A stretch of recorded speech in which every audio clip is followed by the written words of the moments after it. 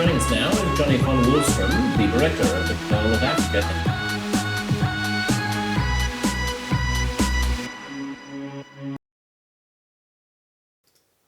And we are live once again. I need to get my microphone on.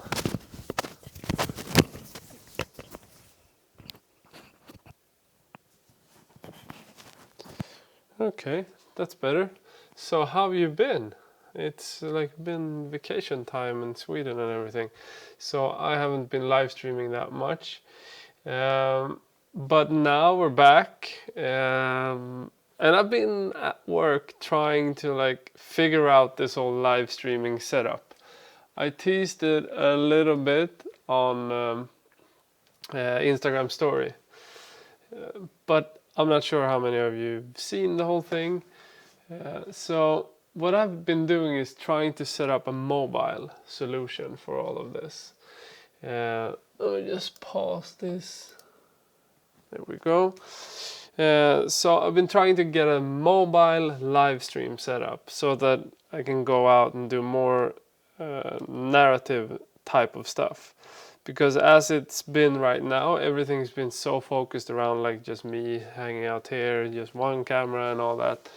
And I don't know, that's not my way of doing it. I want to do it much bigger and more fun than that. So this little beast here is what I've been working on. It's supposed to be on this internet, but there we go. So took some time to figure this out. I haven't yet figured it out, so that's a little bit what this live stream is about, trying to figure this out. I'll just run through like what went wrong and all that and what I've been thinking about. But if you don't know already, what I've been trying to do is set up a live stream that can be mobile. So essentially just first having like the goal to go out and live stream while I'm out paddling a canoe or something. Having it be more like a narrative way of doing things where you can interact with the world and still like have the Q&As. So this is just a regular Q&A, so if you want to ask anything. But that's what I'm going to talk a little bit about besides that. And I think also I want to talk a little bit about live streaming and where I think it's going in terms of like, what people are watching and what I think, at least for me, like I look at how can I make it as good or as valuable as the other stuff we do, which is edited, or how can we win like as creators doing it in a live stream way, like process wise, for instance.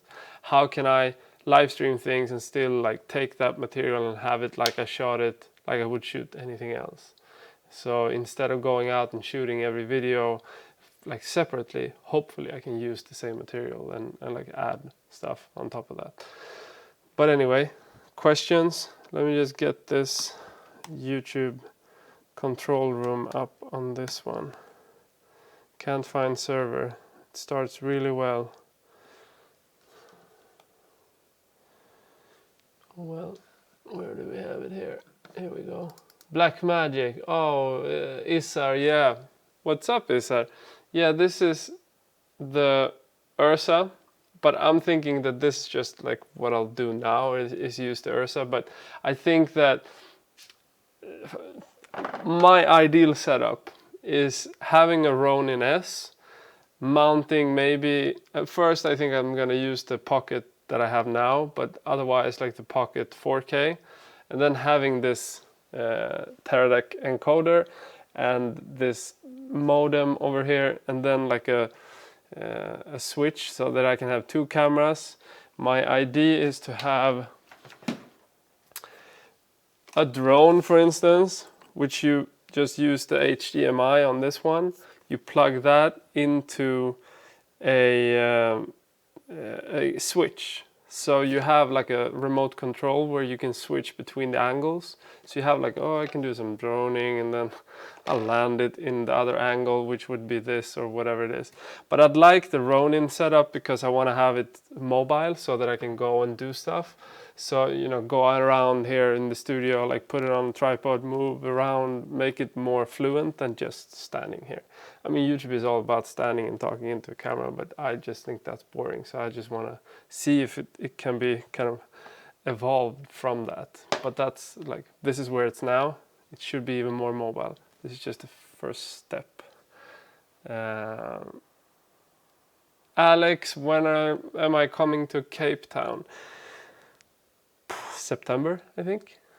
I'm not sure. Still like working on it, but I think September. It's still uncertain when, but probably like mid-September-ish. So what I've been thinking, it's that like live streaming in general, it's like this interaction is what makes it special. And the interaction is a lot of the time what people are interested in and sticking around for, as well as like the information. But there's no entertainment value at all. Like there's no suspense or anything. If you don't have a release where you're waiting to know like what's gonna happen or something like that, like big events, like news, there's nothing really going on. It's just like talking about a subject. And I think that can be kind of like boring, and it can turn people off from live streaming. And I think that if you just can get it mobile, if you just can get like this camera is not that mobile, but if you can get it on a Ronin or you can get it handheld, just like the vlogging type of setup, if you can get to that stage, then that's when you can start to do different type of narratives. And I think there's like, for me at least, I'm interested in seeing where you can take like live streaming. If you see somebody's life and you have like a touchdown every day, like an hour or something in somebody's life, how can that kind of change how narratives are being made? I think that's where live streaming is going. And I think that with technology like being like this, mobile, you're gonna start to see like live streaming changing in a way where like everything becomes more cinematic, and that has to kind of evolve storytelling as well, because you need to do things and you need to have like a progression in the live streams, which I hope you can do if you can go out canoeing or something. We'll see. But anyway, that's what I'm thinking.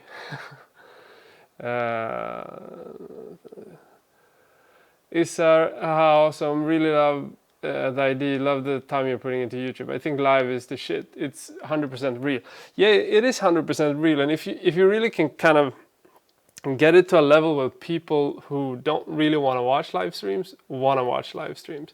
Let's say I go out and I do like photography. I go out and I hike a mountain and I do like a photo excursion, and it's me and somebody else, and that's something that you want to come along on and hang out and like experience. You don't need editing to make that something interesting. You have that in the whole thing, just hanging out with the people. I think that's where like live is, or at least it has the potential of going there.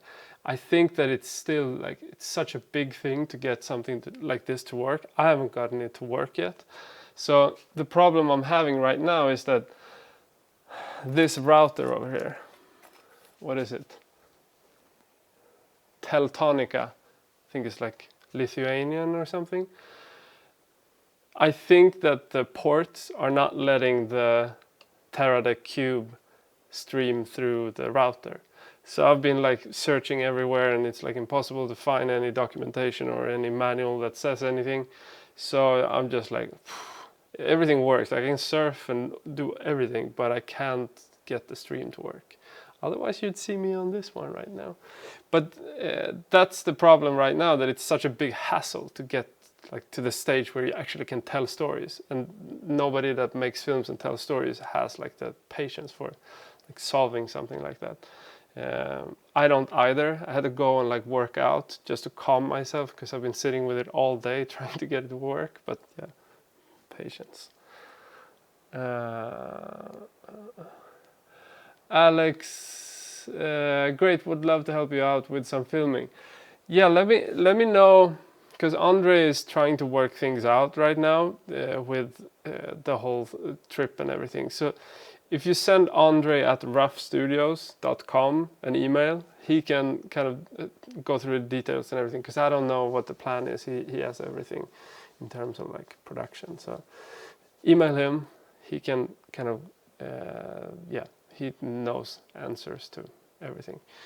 But what else? Like the battery solution for something like this is insane, because where did that go? Here. So if I'm gonna use, for instance, because this is SDI on the Teradata Cube, which is an encoder that makes it possible for you to live stream, so you don't have to have a computer, you can just like stream and then streaming as long as you have internet, which is this one. But if I'll use an HDMI camera, I need something like this as well, which is HDMI to SDI, and then you need battery for that. So then you need to plug in this one to like a battery like this. So it's gonna be like clumsy however you do it.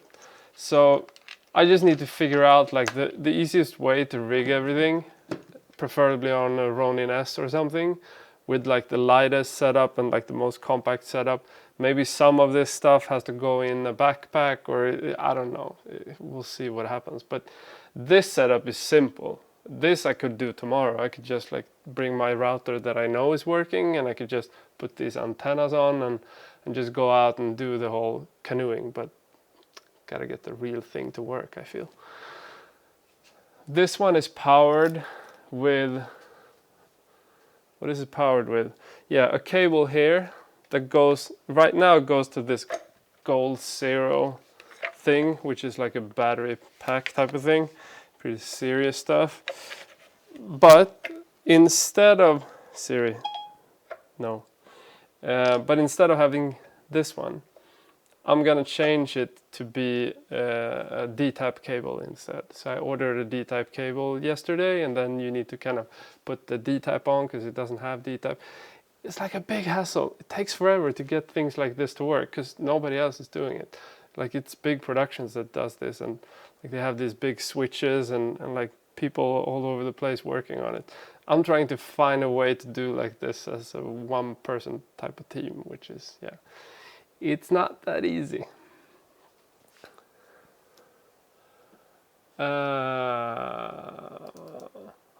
For me, the interactions from live is fucking amazing. In a way, less people watching is kind of more interesting for the viewer, that is. Yeah, that's the thing as well. Like, I think it's kind of magical if you could go with anybody that you want to see how they work, for instance, and you can just hang out with them while they do something. And it's something that's like, because you need to curate, I think, what you do. So this, for instance, is a curation in itself, just talking about this one, so that you have something to kind of talk about around like a topic or something that makes like the interaction more interesting, and it has like a pace forward somehow. But if you can get that in like canoeing or like driving, let's say me and Andre is driving to location or even on location shooting something, just having somebody that live streams it and having a mic mounted on me or something, having that live, I think that's where the value is, and having it like uncensored. And you could do that if you have the right setup and the right curation in what you do and what you live stream. I think that's totally possible, because you couldn't bring anybody into like the meetings we have with like agencies or something like that, but you can definitely do it on like a documentary or something. That's not so difficult. Nobody cares about a second camera being like live streaming or something. Yeah, it could definitely work.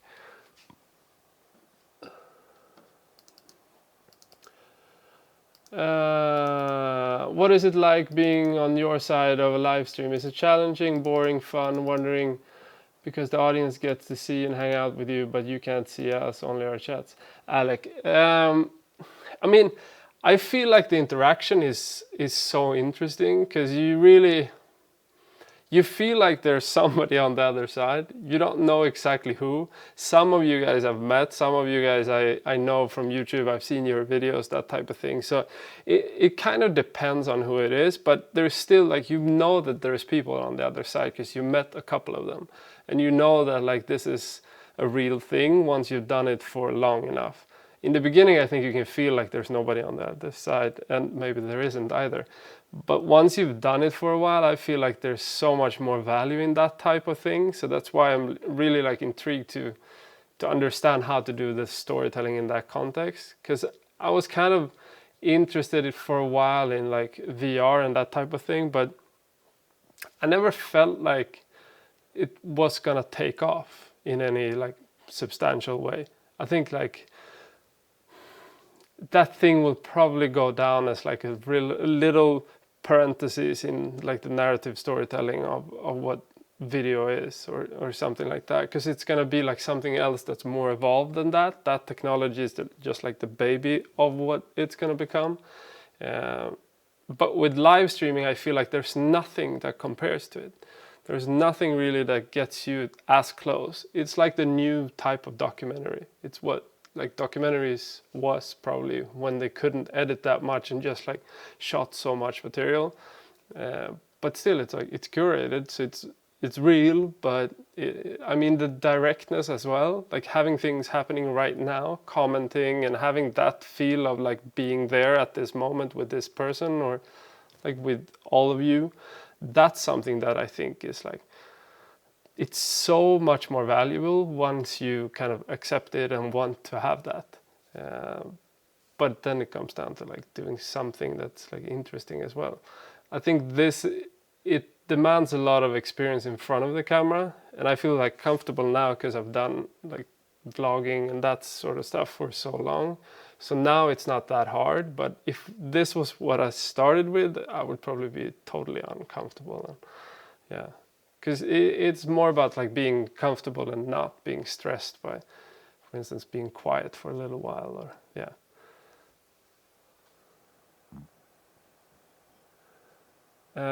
Is it weird at all? I mean, I don't think it's weird. I think that I mean, I've been live streaming probably since, not for myself, like for clients, I've been live streaming as well, probably since like 2009 or something. So it's not like this is something that's new for me, at least. I've done it for so long, but then I have like a pause with all of that for a couple of years after like, yeah, I think after Zero Silence in 2011, I stopped like working with live streaming, because I did that for a while with like the people that was in the Zero Silence film. I did it in Egypt, and I did it in like remote locations and that sort of thing. It was like such a hassle to get things to work in Alexandria or in Cairo, for instance, and get the live streaming to work. But I did that for like a Swedish, it was called the Swedish Institute. It's still called the Swedish Institute, but they had like these programs in the Middle East, North African region, where they had opinion makers doing like these talks, like TED Talks type of things.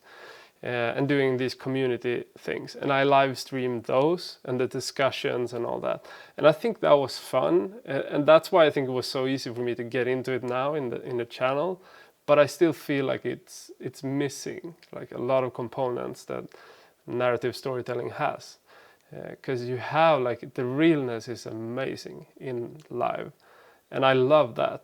And it can be a little bit weird when you don't really know how to make it better, but I don't think it's weird to like live stream. That's like my dream would probably be to like have different setups around here in the studio and that sort of thing, and then having like one mobile camera, then just having like a switch, okay, live stream for an hour a day or something, switch, okay, go into the shop and work on something, and then go back here and work a little bit and like hang out and talk a little bit.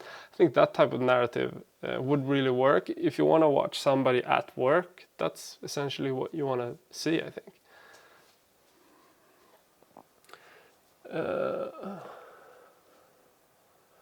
Live stream is lagging. Okay, maybe shut everything off. Too much crap in the background. Let's see. The internet has not been treating me well today. Okay. Hopefully that does it. What does it say then? Video output low.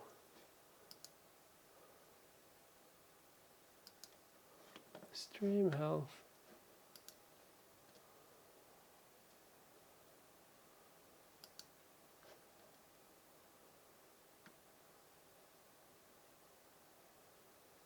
Let me know if it gets better. Because what it's set to.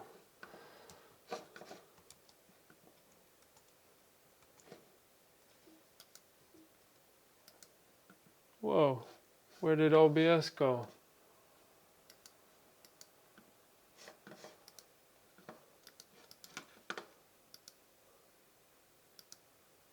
Okay, I need to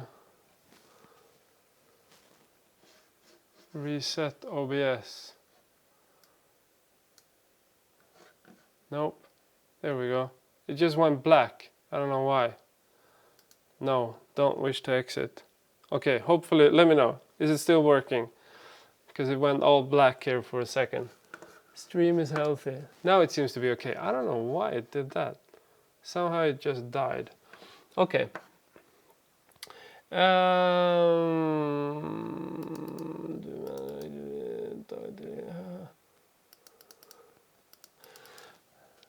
Do I have anything else on? No. Okay, let me know now. Does it work? Not work?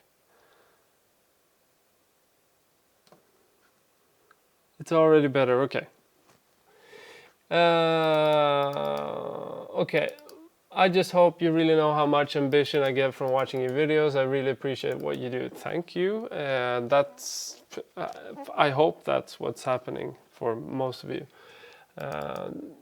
Anybody tried the final release of Resolve 15? It's out today. No more beta. Oh, good. That I haven't tried it. I tried the 8 version, but I feel like it's pretty stable now. I haven't had any issues at all, I think, since like the 7 version or something, beta 7. They added, this is like a huge thing, because when I did like a previous my favorite things in Resolve, they didn't add presets, and that was one of my complaints, was that no presets for dynamics and equalizer and that sort of thing. Now they added that in the new version. Very good. It is a little bit of a clumsy way of doing it, but it works, so good enough. But not a copy-paste thing really. It's like presets, and then you have to go in a separate menu. Show that some other time, I guess, but really a good thing, because then you can do the sound mixing and you can have like EQs that are like for a voice or for a certain mic, and you can have that pre-programmed so it doesn't become a pain in the ass to do everything. The same for dynamics, like a general compressor that you can just put on, and like it's a bit of copy paste, but not really. So what are you thinking of DaVinci Resolve so far? Beta versions and everything. It's so dependent on like what speeds of hard drives you have. It's also like what computer you have. It can be so sluggish if you have a shitty computer. And one thing that I want to get is the eGPU. Because then like working from a laptop is not an issue, but before that it's always an issue because the graphics card is not enough and like the RAM is not enough.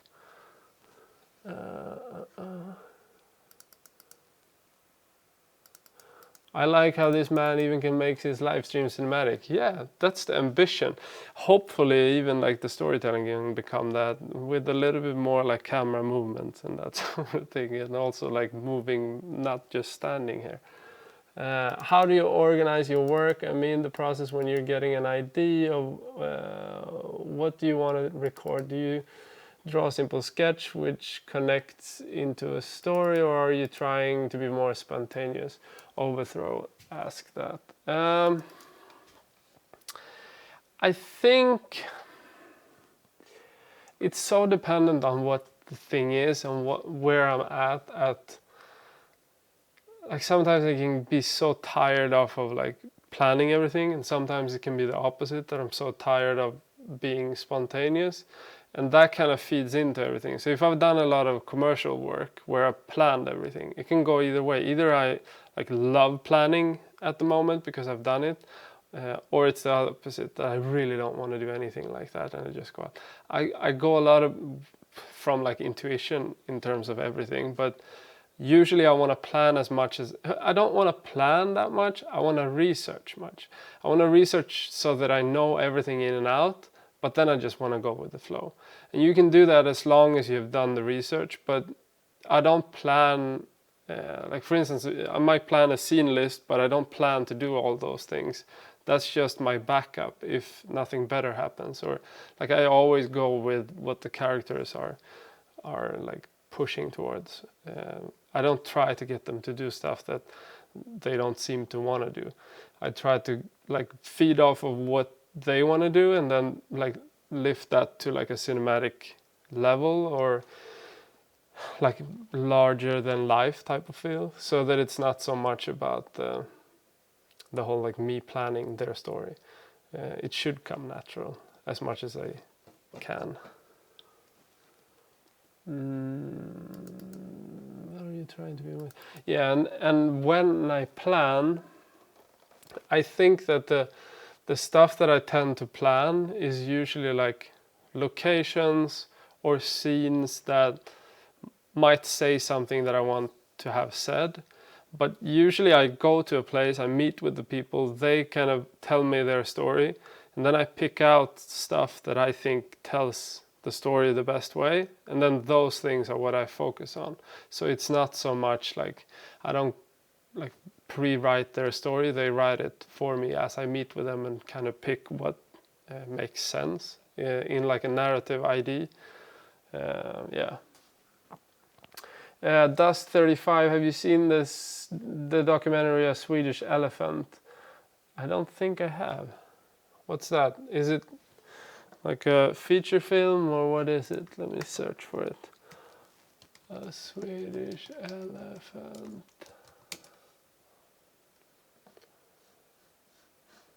Don't break my internet again.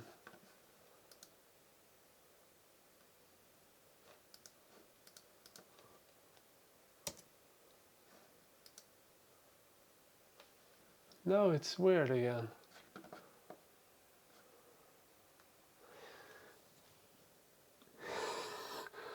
This internet. I'm actually switching internet because this freaking provider kills me. Don't get Telenor. Okay, a Swedish Elephant. Documentary about the situation in Sweden.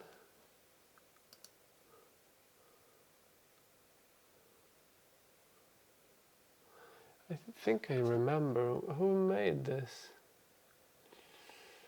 Okay, I'll check it out.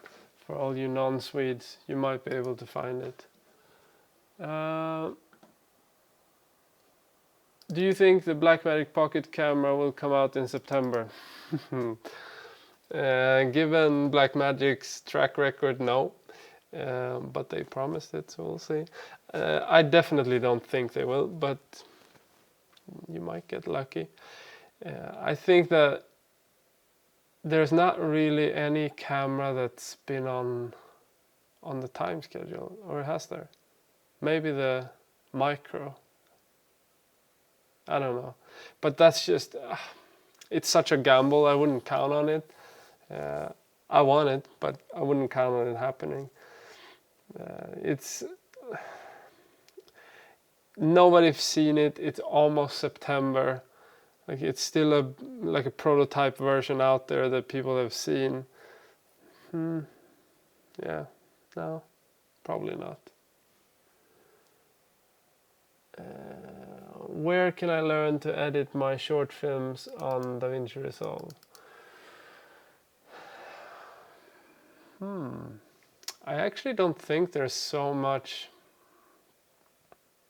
tutorials on editing in DaVinci Resolve. Is there anything that I've come across? There's probably like basic tools you can probably see. I'll probably do like something on that later, but I think that there's, what's he called?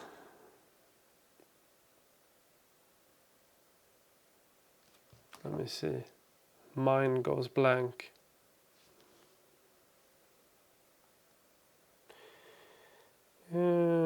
YouTube. Maybe like Casey Farris might have something. I think he probably has something.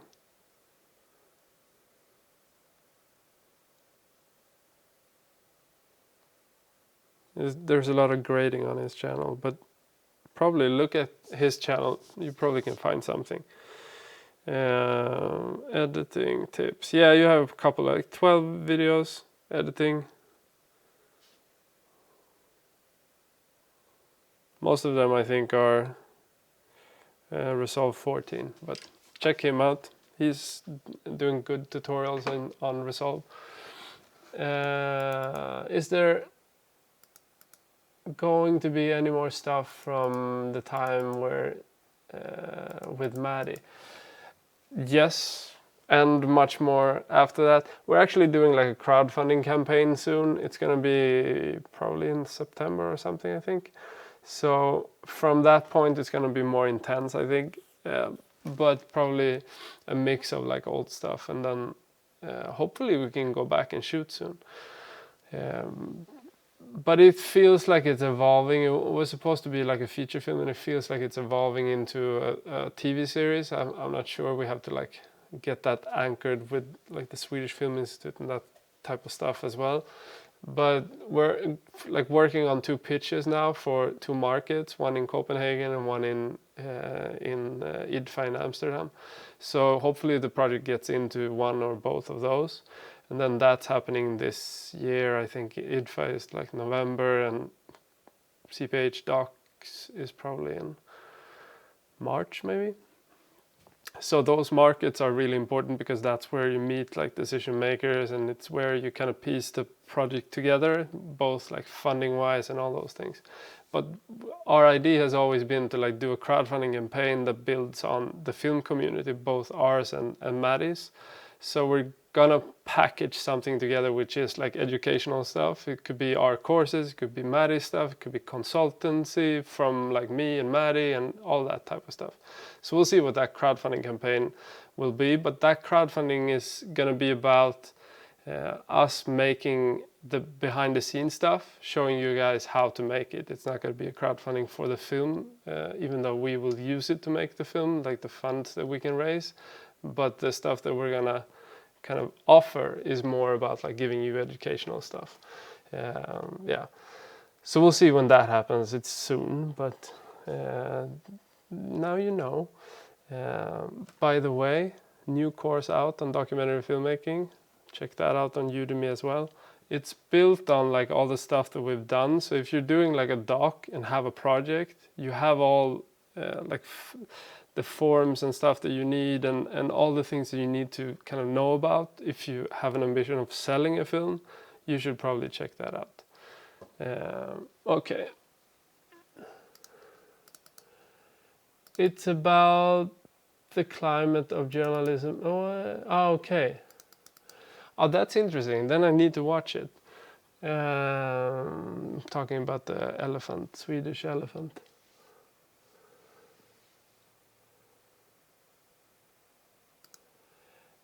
Hey, are the colors close enough to grade with when you're outputting from a laptop via HDMI to calibrated external monitor without having to use Decklink or any other type of capture card? What you do get is like you get 10 bits if you have a proper monitor to view it on. Like this one is 10 bit, which you probably barely can see. But if you have a 10-bit monitor, you can see, for instance, color cast in shadows and that sort of thing much easier. It's totally workable to do it without that. I graded like Zero Silence in my living room in my apartment at the time with a TV and then my laptop and that sort of thing, and that's how I did that whole thing. Pearl of Africa was graded on this setup but without this 10-bit monitor, I think. And then we went to a cinema and rented a cinema just to check the colors of the DCP print and all that. So you can do that and get around with it without having like a proper place to do everything. Totally possible. But it makes it much easier if you have 10-bit. And for instance, the Ultra Studio Express, which I have from Blackmagic, that one, there's like a simpler, cheaper version that you can get and get the 10-bit signal out. And this monitor is expensive, but there are monitors that have a lot of like color depth, but not 10-bit as well. So just check them out. I'm not sure which ones, but there are like several of them. If you look at like grading monitors, budget grading monitors, you'll find a couple that are like the ones that people like, that are not 10-bit but fine for grading. There might be 10-bit, yeah, maybe check it out. Linda has tutorials on editing in Resolve. Yeah, they do. Linda's probably good because they are pretty long, I think, and like thorough. So check them out as well, and you probably can have like a month to learn it, and then just, yeah, bye bye Linda. Jay plays HD. Please shout me out. Alexandre, greetings from Brazil. Hello. Cheers from Bolivia, Alex. Hey, Bolivia. So back to this whole setup for anybody that hasn't like been in the whole stream from the beginning. My whole idea now with the live stream is to kind of start evolving it. Like I played with this for a while now, and I haven't had like an ambition of solving like how I want to do the live stream. I just know that I want to evolve it from what it is, try to make it more like story driven, or at least like experience driven, so that you're out doing something with me, so that you get like a fragment of my work or my life. That's what you live stream, rather than just like standing here all the time. Now it's probably fine to have stuff here sometimes, but I think it's much more interesting to kind of think about it in the way that I vlog. Like you have different things that you show in life, but instead you have that, but maybe they're an hour, and you have like, okay, me on a hike or me paddling. And then I've been looking at this setup here. This is the Ursa, but it might be a smaller one once I'm done, but you need internet. So I got this router over here which isn't working at the moment. Not really sure what's up, but I think that it's not allowing me to get past the firewall. So I need to sort that out. Once that's done, hopefully this can work and I can go out and do like a live stream. First of all, I've been wanting to do it. If you check the Instagram stories out, you've probably seen it, but I tried this in the canoe, and I've found a setup there where I can go out and just like paddle in the sunset type of thing. So hopefully I can do that. Hopefully I can do this setup, I don't know, next week, if these guys, Teltonica, answers my emails and tells me what I need to do. Otherwise it might take a year. No, hopefully not. But you never know with these things. But this whole setup is just the first step. As I said like previously on the live stream, the goal is to like have a Ronin S, have a small camera with this live stream setup, and be able to just go out for a walk and live stream. Or for instance, I'm on location shooting something in Norway, go and have that thing. Or when we're in Kino, do it there with Maddie. Do those types of live streams would be pretty awesome if we could get it to work. But then it comes down to like bandwidth, which can be an issue in Kino. What do you think about docu-fiction? Love it. What's it called? The one old film that I think like Stan Lee, is that? Blank. No, I love the mix. Like most stuff that I do, even though it's like documentary and it feels real, like some stuff is totally just to tell a story, and it can be super directed, but it's directed in a way that's supposed to feel documentary, and it's directed from their experience, but maybe I wasn't there, so then it's like reenacted somehow or something like that. At least that's what I did with like Pearl of Africa. So I'm all for that. I love that way of working. I think that like any documentary it's a selective part of life. It's definitely not the real. It's definitely like the artist that tells the story. And that's the issue where you have like, even if I tell a story about me, it's gonna be not real, and that's what makes it so nice when you kind of like just erased all those walls between fiction and documentary, because I think that it can be the same. Like the fiction that I love the most is the ones that have the documentary aesthetics, but it's just perfect because it was directed and it was acted. But it's like amateur actors and it's so real, but it's so controlled. So yeah, I love that. What do you think about it? Sevan Balian, probably slaughtered that name. Are you going to publish any courses on how to become a filmmaker? Yeah, I'm thinking of like the next course, what it will be, because we've had a different thoughts on it. Like, should it be editing? Now this is like just impromptu voting now, I guess. Should it be editing? Should it be like how to make a living off of making films? What else was I thinking about? Should it be cinematography? What are you guys most interested in? Because when I did a poll a while back, it felt like it was probably money, and that's what you're asking as well. So let us know which you prefer, like what type of courses do you want, because we want to make them more in depth. We're gonna do one, or we have done one, it's just not done yet, it's almost done. But we've done one on how to sell your film to Netflix, or like the big broadcasters of VOD services, how you go about that. That's like the course now, which is a doc course that's totally built on like the previous projects that we did in the YouTube channel, while this is just like I recorded this just for the course at the beginning of the year, I think. Taking a while. Let's see, what do we have?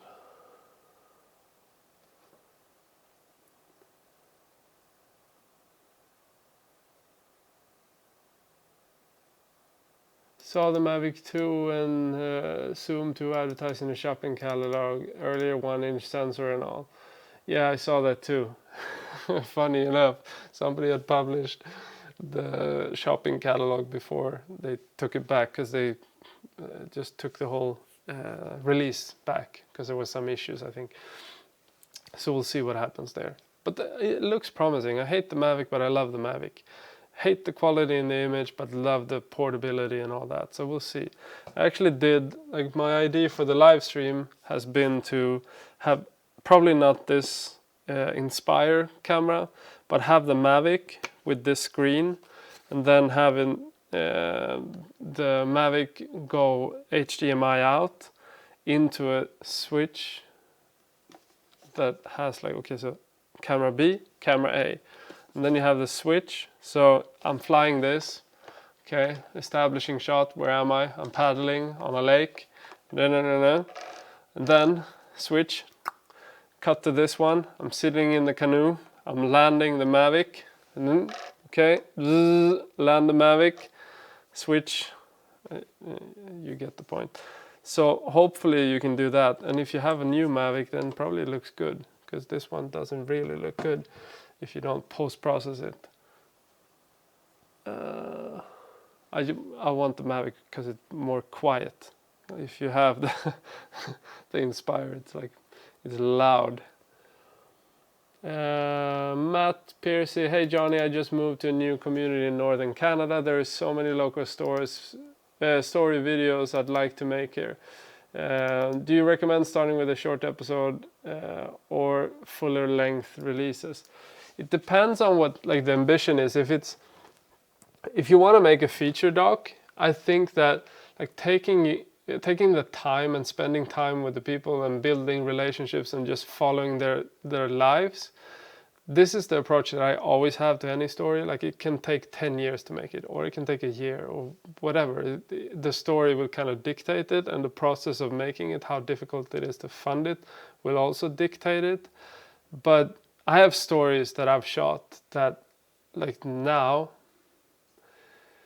5 years ago, I started the project, and it's just been laying there. It's on hard drives.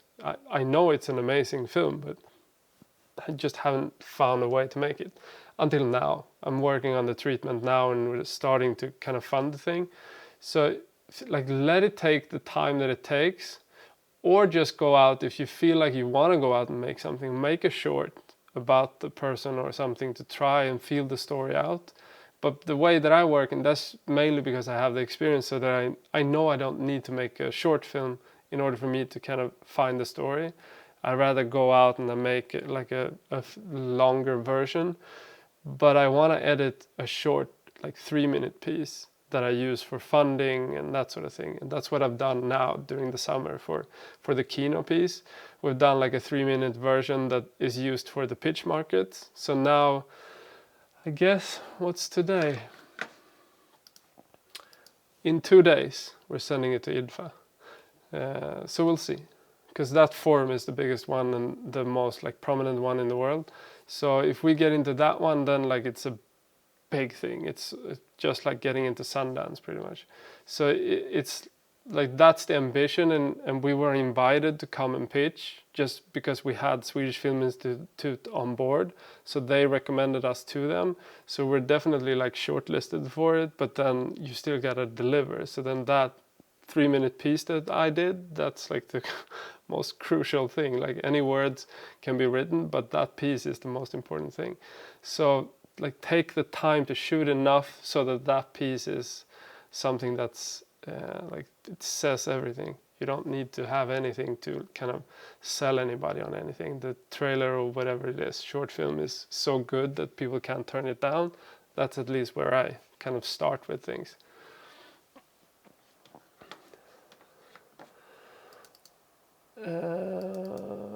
So does anybody know new features added in the final version of Resolve? Anything major compared to the last beta?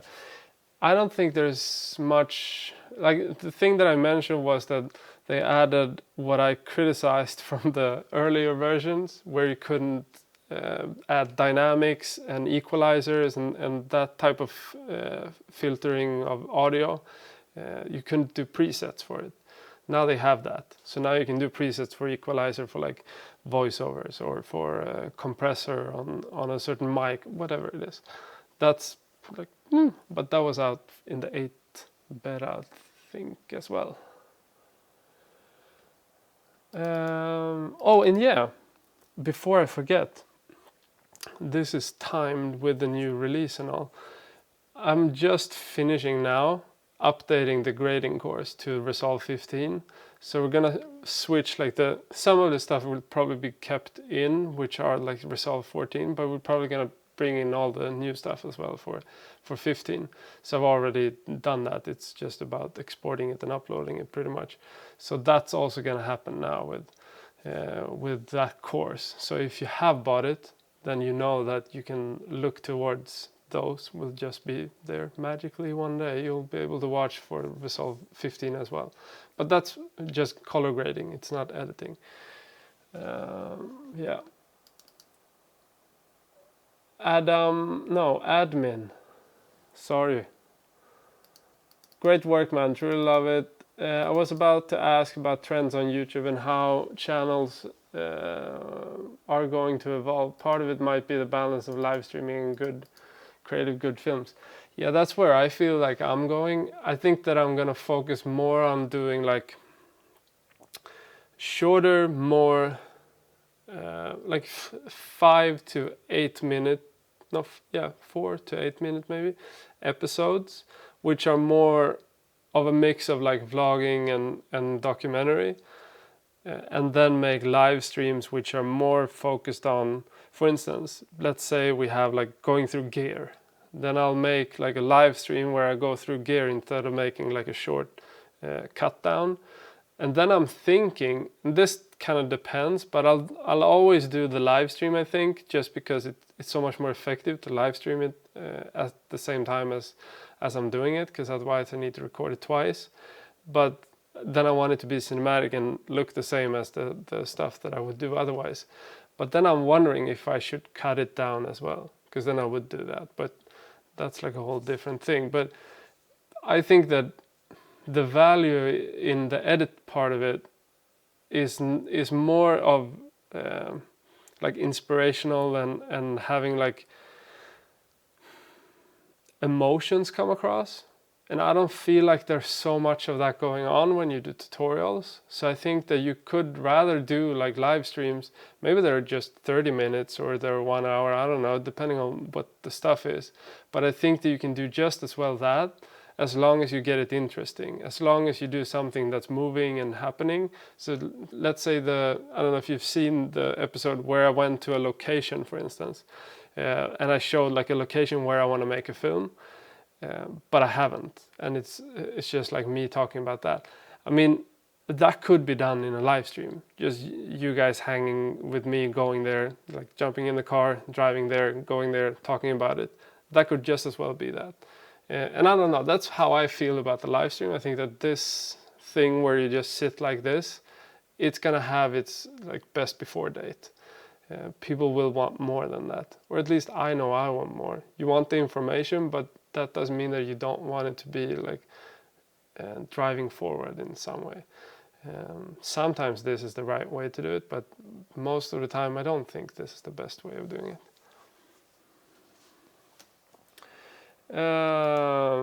C200 or Ursa Mini Pro? It's so hard to say. Like, I don't like, for instance, the C300, I don't like how flimsy and plasticky it is.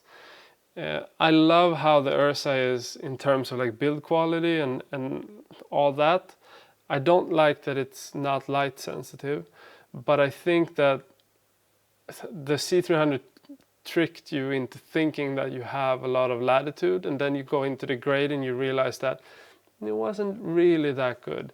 So it's kind of hard. You should probably most of the time not go beyond like 2000 ISO, whatever happens in life.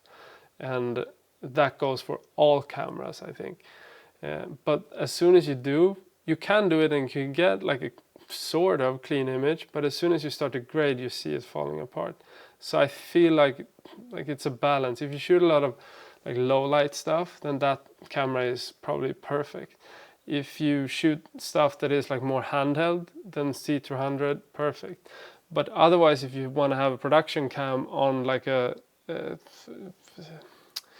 easy rig, then this camera I would pick any day, because it's so much more of like a cinema camera. So it totally depends on how you'll use it. But if you want to have a run and gun camera, I would probably choose a different camera than a C200, because I think it's too big for what I want to have as a small camera. Like, I want to have this, and I want to have a small camera like a GH5 maybe, or GH5S. That small is like a big difference, but having something in between might be a compromise. So it depends on like how you're gonna use it. But I think that for me, like, it's never been an issue with like having autofocus. I hate autofocus. I don't have autofocus on this one. Just set your aperture and sharpness right and you're fine. And that's like the cinema way of doing it. But autofocus is fine if you have to. But I think that like the cinema camera also helps you to kind of evolve when you have limitations. That's at least how I always thought about cameras like this.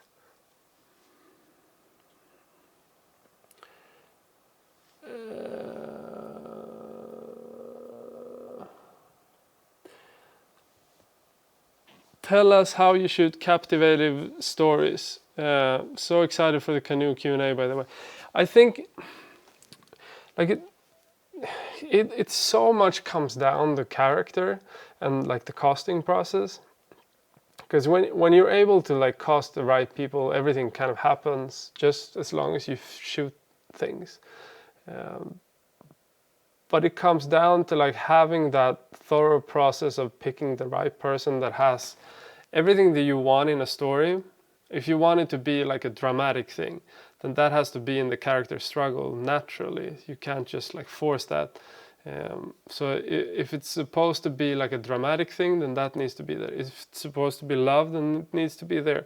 It's kind of simple in that way. Like you just have to have everything. If you want it to be like an epic thing, then the location has to be there with the character. It has to be like somebody that lives in that place. Or you can always put like aesthetics on things, but it always comes down to having like a character that has everything in terms of their life when it comes to documentaries, so that everything is there and you can just like pick those things and put them together. And it becomes so much easier when you have somebody that's like everybody doesn't have to be funny, but there has to be something that people are interested in, like following this character and seeing this person speak, and comes down to like likability. Even if like it's a weird angry person, there still needs to be like this likability in the person. And then once you have that, the story kind of comes by itself, I feel, as long as you have a greater idea what the story is, because you still need a context for the whole thing. So with Kino, for instance, the whole like greater conflict of it all is, there's two things. There's one which is like an environmental aspect of it all, where you have like companies coming from abroad or from outside of the community, coming in and trying to extract like nature resources. How does that affect people that live there, for instance? But it's not about that. That's just like far away in the background. The story is actually about the community itself that lives there, and it's just about their lives, their daily lives. But there is this greater picture which they are a part of. And then on like an even like more further away perspective, there's this perspective of that little community being like a microcosm of the global conflict of like refugees, like climate refugees, war, having nature resources or capitalism. All those things are like on a global scale something that you can see within that community. But it's just about the people living there. It's not at all like an environmental film. It's not at all a film about like who's wrong and who's right. It's just about like looking at their lives, seeing how that whole conflict plays out in that community. That's what's interesting to me, at least. And I think you need to find all those different things in order for you to have a strong story, because you can't just have like a character that's great, but you can't either have just like the strong story about this big global conflict, because nobody's gonna be interested in just seeing somebody talk, like talking head type of thing. You have to have like all of them coming together. Yay.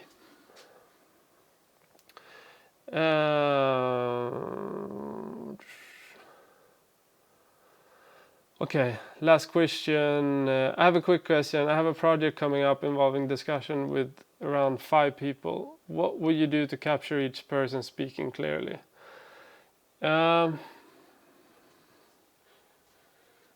Like I'm not so much for coverage. I know a lot of people just like, if you're a DOP, coverage is super important, I think, but for me as a director, I think it's more important to like pick a perspective to tell a story. So I would probably not look at capturing all of them at all. I would much rather have a DOP that can feel the situation out and find a nerve in how he or she moves the camera in order to capture the situation that's going on, because that's going to make it more organic. But you would want to have a microphone that gets everybody.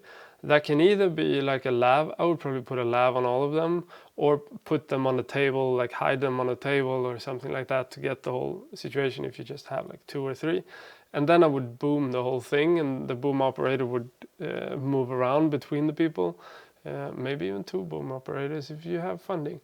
But that's the way I would do it. 5 people is too difficult to kind of shoot all of them on a camera, and it doesn't really make sense. But I would probably like to have 2 cameras, and then try to have like them covering from separate sides and trying to get like everything covered in that way. Yeah, that's probably how I'll do it. Okay, guys.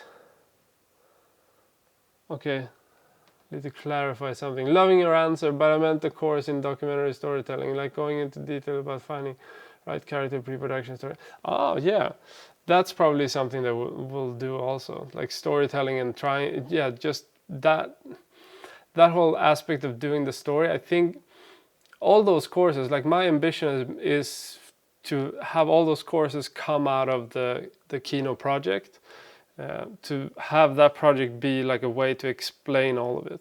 So as we do the whole thing, we release courses that are connected to that film.